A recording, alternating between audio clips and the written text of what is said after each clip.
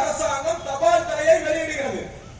அப்படி வெளியிடும் போது என்ன பண்ணிருக்கணும்? உண்மையிலேயே நீங்க கௌரவப்படுத்தணும், உண்மையிலேயே நீங்க அங்கீகரிக்கணும். சொன்னா நீங்க தமிழகம் முழுக்க உள்ள அத்துணை நாடாளுமன்ற தொகுதியிலும் பம்பரமாக சுழன்று வேலை பார்த்த தமிழர் தேசம் கட்சியினரை தான் அழைத்திருக்கணும், அதனுடைய தலைவரை அழைத்துதான் கௌரவப்படுத்தியிருக்கணும். அப்ப என்ன பண்றாங்க? வேலை பார்க்கறதுக்கு வீர முத்தரையர் முன்னேற்ற சங்கம் தேவை, தமிழர் தேசம் கட்சி தேவை. கௌரவப்படுத்துறதுக்கு என்ன பண்றான்? இந்த முத்திரைகளே இருக்கிற செயல்படாத ஒண்ணுக்கும் உதவாத உதவாக்கிற அமைப்பை ஒண்ணு கூட எடுக்கிறான்.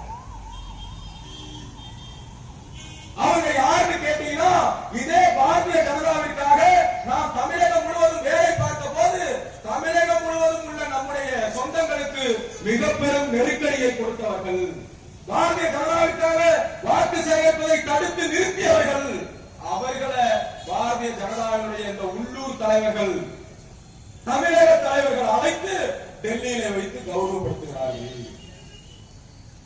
அதுக்கு காரணம் என்ன தெரியுமா? 7 லட்சம் ரூபாய் அவங்க காசு கொடுத்தாங்க, அதனால நாங்க கூப்பிட்டு கௌரவப்படுத்துறோம். பாரதிய ஜனதாவுடைய தபால் தலையை வெளியிடுகிறது, மத்திய அரசாங்கம் தான் தபால் தலையை வெளியிடுகிறது.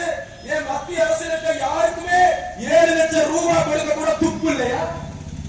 நான் கேட்கிறேன், 7 லட்சம் ரூபாயின் பெயரால் நீங்க இந்த முத்தரைய மக்களையும் பிரித்தால நினைக்கிறீர்கள். எப்படி? கே செல்வகுமார், நீங்க இல்லைன்னா எங்களுக்கு இன்னொரு முத்தரையர் அமைப்பு இருக்கு, நாங்க அவனையும் கூப்பிடுவோம்.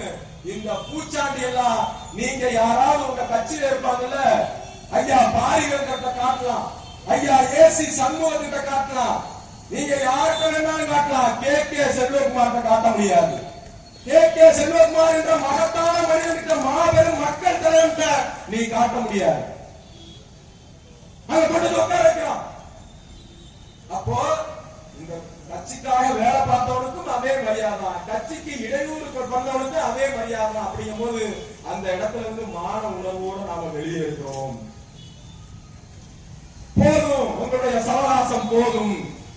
எல்லாம் சொன்னாங்க, மகாராஷ்டிராவில் நல்லா இருந்த கட்சியை நாசமாக்குற, 2 ஆக்குற, 4 ஆக்குற, நீ எந்த ஸ்டேட்ல எந்த மாநிலத்துல நுழையிறியோ அங்க எல்லாமே நீ பிளவுபடுத்திதான் ஆட்சிக்கு வந்திருக்க, புறவாசல் வழியாதான் ஆட்சிக்கு வந்திருக்கன்னு எத்தனையோ பேர் சொன்னாங்க. சொல்லும் போது நம்பல.